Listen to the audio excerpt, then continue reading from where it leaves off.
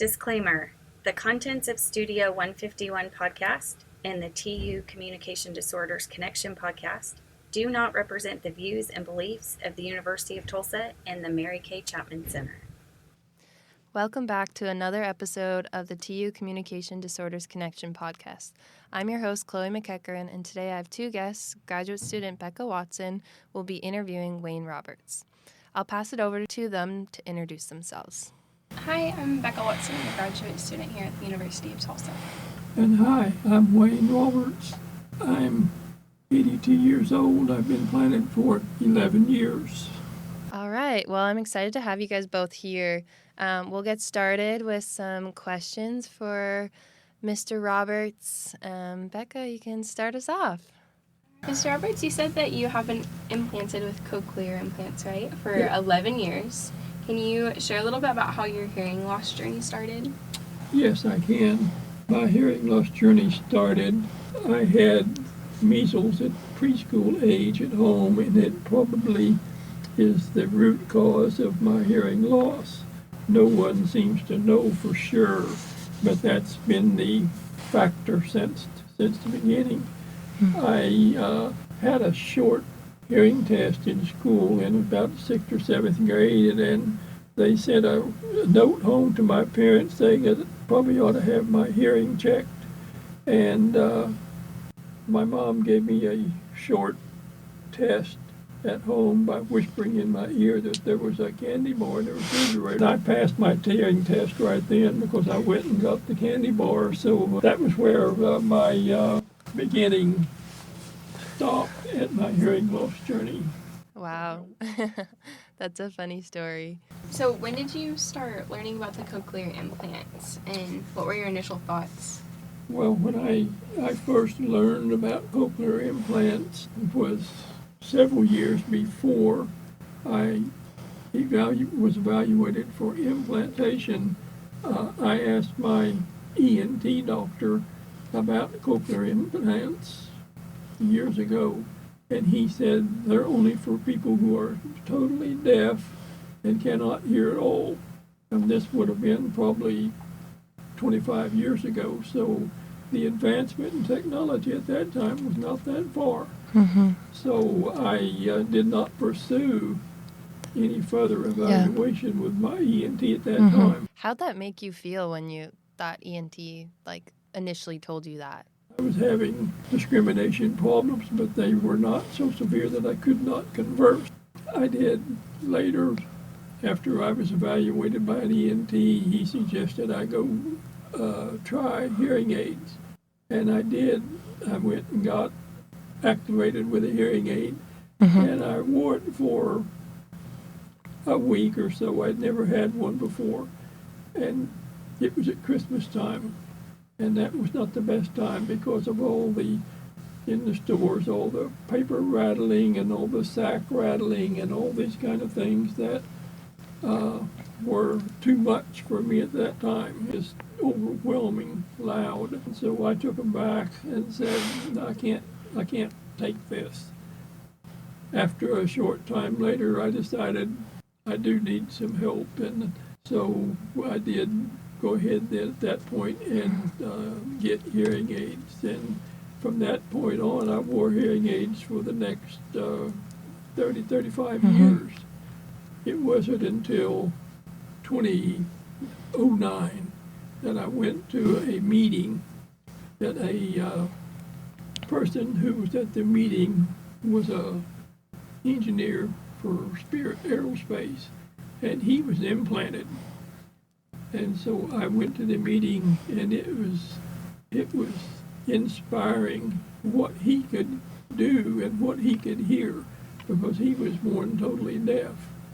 And he had his processor on, and he could answer questions. He talked back and forth. He didn't miss a beat or any of that kind of thing. And it was so inspiring that he could do that. And that was the point after I left that meeting that I began to seriously look into cochlear implants again.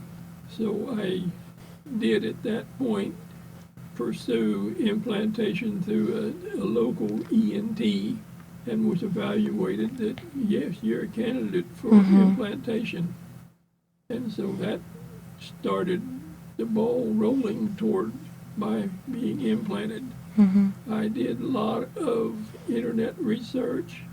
I did a lot of personal questioning to people I knew who were already implanted. One lady in particular was kind and happy to share with me her story through her implantation. And I decided at that point I needed to go ahead and do it. So I called Dr. Baker at Huff Hearing Institute in Oklahoma City and made an appointment there to go in and be evaluated for implantation. I remember it very well that they gave me an audiogram there, and I was in the doctor's chair, and he came in, and the first thing he said to me is, "What took you so long to get here?" And he said, we can have you talking on the phone, we can have you talking to people in just probably a matter of a few weeks or months. So I think that's what we should do. And so I agreed with him at that point, and that's where it really started. Yeah. It sounds like you had to do a lot of research on your own. Do you feel like it's changed since you shared with us when we were walking over here? You've talked to a lot of people that are considering getting implanted. Do you think that it's easier to get information now, or do you feel like a lot of people that are considering it really have to search and find their answers? Well, I did research trying to determine which brand. Cochlear Americas was the prime one, and that was also my mentor. That's what she had, and she was very well speaking and listening and with her implant. So I chose for that reason, plus the research I did, to use Cochlear Americas. In addition to this research that you did, it sounds like you had a lot of meaningful interactions with others and learning from them and seeing their inspiring stories. I started out to find people, and the first one I went to was my barber who cut my hair, who obviously knew that I did not hear well. We had talked about it, and he said, I know a lady at my church who has an implant. I said, oh, great, I wonder if she would talk to me. He said, well, I'll check with her next Sunday and see. So when I went back for my haircut later in 2 weeks, he said, yeah, she'd be glad to talk with you. And so he gave me her phone number. And my wife said, I could not tell that she was not hearing. She was perfect. She heard everything I said. She responded perfectly. I wouldn't be able to tell that she had a hearing problem at all. So that was very inspiring. Yeah, I bet. And I just wanted to carry on from that having you here is going to be hopefully inspiring to others too. So we really appreciate you coming in and sharing your story, because as you share with us right now, that's been very meaningful to you and impactful in your decision making, and I'm sure with the support that you've had moving forward as well. Well, it's a privilege for me to be here, and I'm always glad and happy to share my reply to anyone who wants to know, should I or should I not. Once you have been evaluated to a cochlear implant, don't wait. Don't worry about if you've been evaluated for a cochlear implant. You're not hearing very well anyway, and you're hearing less than 60% of what's spoken to you. So there's no use to be left out that much anymore. Get your implant as soon as you can. Don't wait. You shared that it was a long time in between the last time you had spoken on the phone and then until you were able to after you got your implant. Feels like it might have been empowering if that was a long time. You said, how long had it been? 25 years or more since I've been able to talk on the phone. Must be isolating. Of course, it got worse and worse and worse and worse as time went on, and that was the big thing. My job is a manufacturing engineer, and so to hear discussions and meetings, and I struggled with all these things. My first phone call, I called my daughter from my truck because it seemed to be better hearing than anywhere else, and no noise around. And I called my daughter. She was the first one I called. Decided I would dare to call somebody to see how well it went, and it went perfectly fine. When I was, before I was implanted, and I have 2 grandsons that are only a year apart, and we would go someplace in my truck, and they'd be in the back seat, and they'd be cutting up and doing all sorts of things. And I couldn't understand what they were doing. And then they found out after I was implanted, they got in the truck the first time, they said, uh-oh, we're going to have to watch what we say because now Popo can hear. That's so funny. But I'm sure it's so special for you again to be able to hear their voices. Oh, that's too funny. You mentioned your wife, like, really helping with a lot of the supports before you were able to get implanted. I'm sure she had a big part of your oral rehabilitation after activation. Can you talk about some of that, and maybe if you had any professionals, like a speech path that was involved? Well, after I was implanted, within 6 weeks, I had 85% discrimination. Oh my gosh. So That's I had incredible. gone From from 0 to 85% in 6 weeks. I did go to a speech therapist that worked for her in Oklahoma City after I was implanted there, and I wondered, we just sat down and were having a discussion, my wife and myself and the speech path, and we're just discussing things, casual conversation it appeared to be. And I'm sitting there thinking, well, I'm not having any trouble hearing, but when's the test going to start? When are we going to do something? And after about 30 minutes, speech path said, okay, I don't think I need to see you anymore. You're doing just fine. I said, well, when was the test? He said, you were doing the test when we were talking. I can recall that the next day after I was implanted, this was in February of 2010, and we were supposed to come back late in the day for another evaluation, so we left, and we didn't have anything to do, any place to go really, so we had just drove out to Lake Hefner in Oklahoma City and was sitting there in the parking lot just watching the lake and what was going on, and my wife got a call from a customer and talked with them, and she needed to give them my address and phone number and so forth on the phone. And I remember sitting there, I wasn't even looking at her, and after she got through that conversation, I looked at her and said, I heard everything they said. It sounds like since being implanted, you've had a pretty impactful time. And how has being implanted changed your life and your participation in activities or things that you want to do? Yes, it changes your life drastically from being an observer to everything that goes on to being able to be involved in what is going on in conversations, so forth, for sure. Like family gatherings at holidays and discussions around the table that normally I would not really be involved in because I would not even know what the conversation was and what the subject was. But being able to do that makes a difference in your life. Being able to make telephone calls to talk to people about things is very gratifying when you have not been able to do that for years. It definitely has changed my life. I like to talk to people about what I can do now and what I couldn't do before I was implanted. Mm-hmm. What are some of those things that I guess you said talking on the phone you couldn't do. Is there anything else that you can do now that you weren't able to do? There's, go to a movie and know what the movies, follow the dialogue. Like I say, driving in a vehicle and being able to take part in the conversation, just being able to hear the surrounding sounds in your vehicle, maybe an ambulance, maybe a fire wagon that you can hear. I was very apprehensive to have to go places and do things on my own because I knew that I would not be able to understand what was said. And it's embarrassing to the person who can't hear.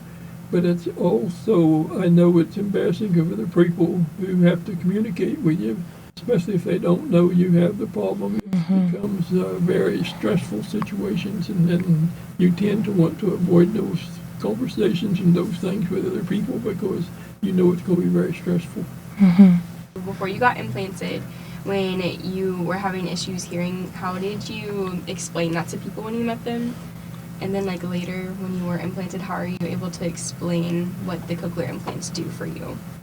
Well, in the beginning, you just have to upfront say, I'm hearing impaired, and I will need to be sure and see what you're saying. Don't turn around away from me. That was always a problem in school. You're the one with the problem, not them. So you have to do what you have to do to get by.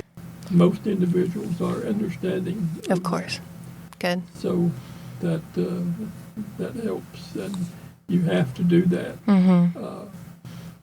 After implantation, of course, very few people are 100% perfect hearing again after implantation. It's not perfect, but it's such a gratifying and impactful experience that you can hear that it's very likely that you're going to have very little trouble, and that people won't know even that you're impaired in hearing, and that's good too because you're doing very well. But you have to, like if you're going to maybe a restaurant, you tell them, I need a place that's in the corner, someplace where I can hear better, someplace where the music's not so loud, or something like this. You have to tell them for yourself because they don't know. You have to tell them. So it's similar to before in that aspect that you're advocating for yourself still. You have to speak up because, like in a college, they're there to teach you whatever that takes. So you have to tell them, if I'm not getting it, you have to get it to me somehow because I'm paying you to teach me. What is a piece of advice for people that are implanted that are, going through those hills and valleys of ups and downs for their hearing? You have to advocate for yourself and do the best you can in any situation. With 85% discrimination in a normal conversation, you're not going to miss much because you can fill in between knowing what the subject is and what was said. You can fill in what maybe wasn't exactly clear, and you'll know what it was. So that becomes habit after a while. One of the things is after implantation, the surgeon does his job. You go in and you have the surgery and you have the implant, and you wait a short period of time, sometimes typically 2 to 3 weeks before you get your implant activated. The surgeon does not really have any part to play in how well you hear unless you have a medical issue. But the biggest person is the audiologist. They can make or break your ability to hear well. And if you are having trouble, you need to work with your audiologist to remap and reprogram your processor to put you to where you can hear your best. If after several attempts of that you don't feel like you're being successful and you're still not hearing well, maybe see another audiologist. We have audiologists, and either because of your background and how you explain things, they may not understand your terminology as to what you're not hearing or what it sounds like. And so they may not be able to give you the best because they don't understand what to do themselves. Someone else with a different background may be able to give you better hearing by understanding what you're saying, trying to explain what you're hearing, and then they have to try to determine what they need to do to make that better. And it works so much better when you get with an audiologist that understands you and knows your background, knows your terminologies, and stay with that.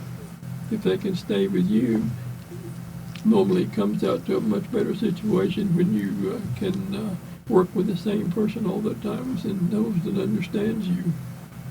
You've definitely advocated a lot for yourself through your journey. Can you tell us I know that you've met with them and had these kinds of conversations pretty often, but people that are considering getting cochlear implants, what's your advice to them?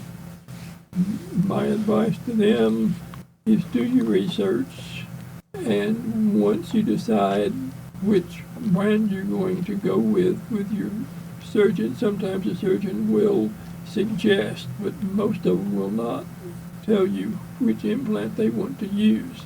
Yeah. There are some clinics who only implant one particular brand. I think that's probably not in the majority. And so after you've been evaluated for implantation, don't wait. Do it quickly as you can. You've missed enough of your life already, so don't think about what I should do. Think about, well, I need to wait for technology to advance or something like this, because the longer you wait, the more life you're missing.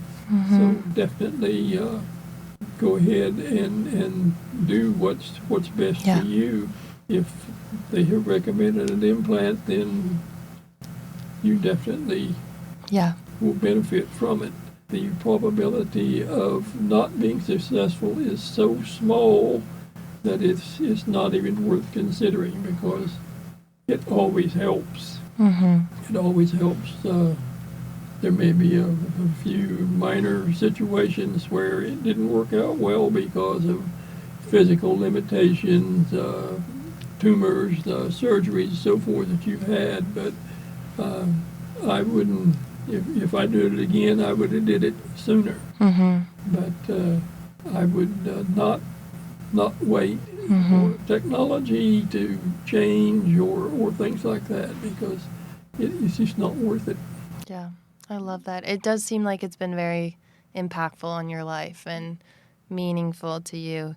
I know we met you through our Cochlear Implant support group at the University of Tulsa, and I would love to hear more about that or other support groups you've been to, and like the impact that's also had on this process, and if you recommend that for other people, just having that support. And I know they sometimes do like presentations from across the state.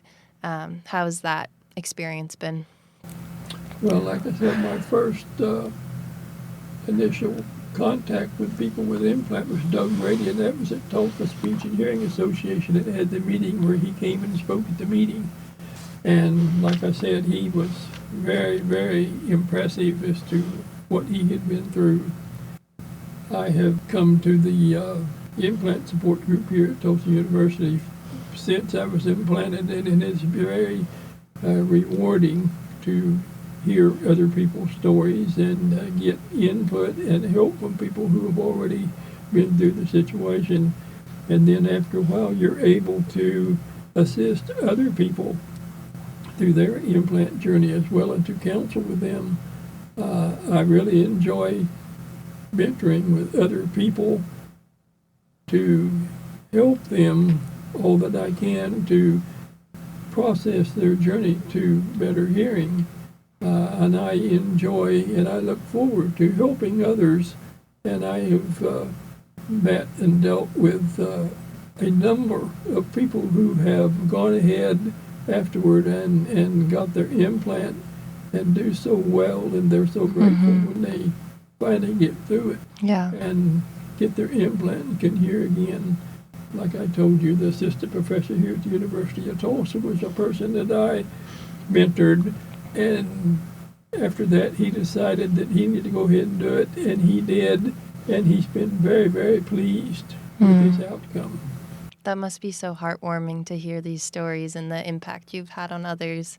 And it sounds like, I know you've shared with us too, like the impact others have had on your life. So expanding that to others is, I think, so important, so special about you as a person too. Sometimes it's people wanting input for implantation. Sometimes it's people that have questions about the equipment that come with it.